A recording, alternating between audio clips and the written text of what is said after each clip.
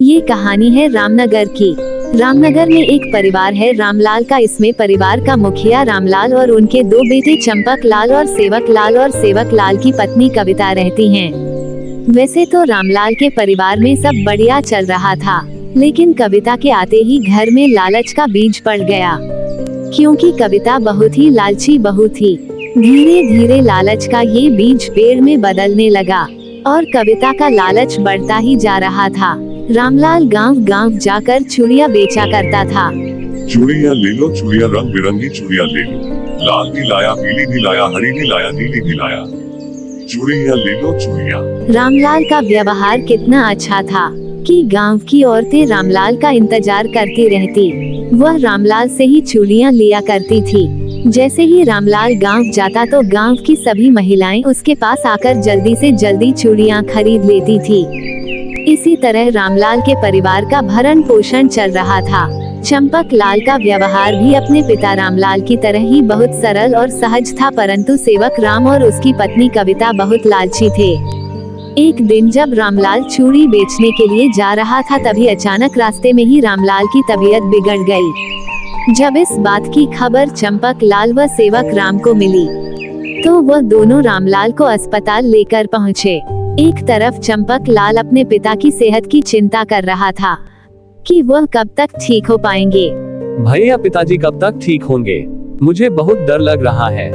जल्द ही ठीक हो जाएंगे चंपक, तू चिंता मत कर। रामलाल के ठीक होने के बाद वह घर में ही रहने लगा, क्योंकि वह बीमारी के कारण कोई काम नहीं कर पाता था।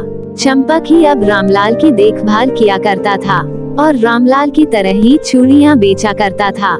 सेवक राम और उसकी पत्नी कविता अब अलग रहते थे। एक दिन चंपक चूड़ी बेचने के लिए घर से बाहर गया था, तभी फिर से रामलाल की सेहत खराब होने लगी। उस समय घर में सेवक राम और उसकी पत्नी कविता ही थे। लगता है मेरे पास ज्यादा समय नहीं है, क्यों ना अपने जीवन की जमा पूंजी का राज अपने बेटे को बता दूं। चंपक, ओ बेटा चंपक, कहाँ हो तुम? रामलाल की आवाज सुनते ही सेवक राम और कविता रामलाल के पास आ गए। हाँ पिताजी, क्या हुआ? चंपक अभी घर नहीं है, बताओ क्या हुआ? सुनो बेटा सेवक राम, यहाँ आओ। आज मैं तुम्हें एक राज की बात बताता हूँ। ये बात अपने भाई चंपक को भी बता देना। मैंने अपने जीवन की जमा पूंजी घर में छुपा रखी है, तुम दोनों भाई उसे आपस में बांट लेना। इतना कहते ही रामलाल की मृत्यु हो गई और उसके बाद सेवक राम चंपक लाल को बुलाने के लिए जाने लगा।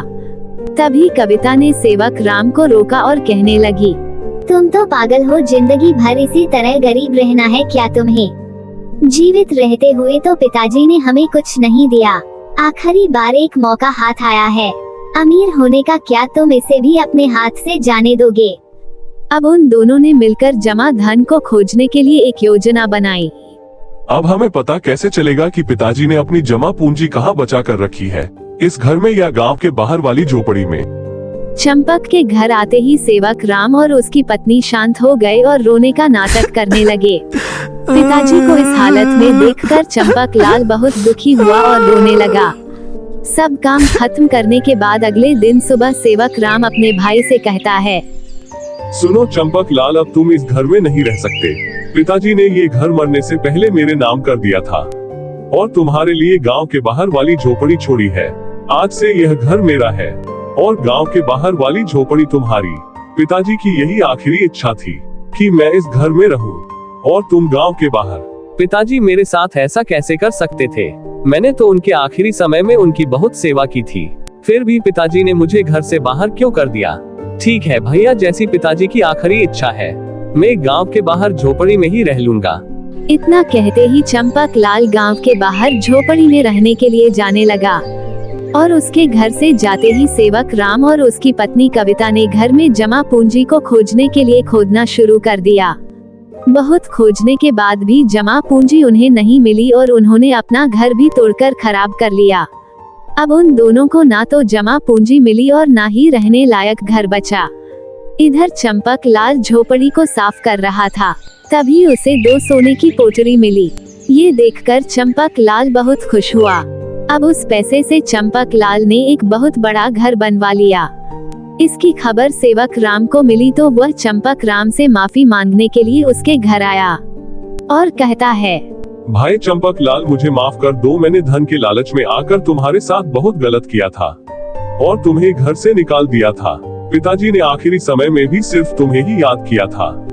ये सुनकर चंपक लाल कहता है, ठीक है भैया, तुम्हें अपनी गलती का एहसास तो हुआ। कोई बात नहीं, अब तुम और भाभी मेरे साथ इसी घर में रहना। अब चंपक लाल और सेवक राम एक ही घर में मिलकर खुशी से रहने लगे। इस कहानी से हमें ये सीख मिलती है कि हमें जीवन में कभी भी लालच नहीं करना चाहिए।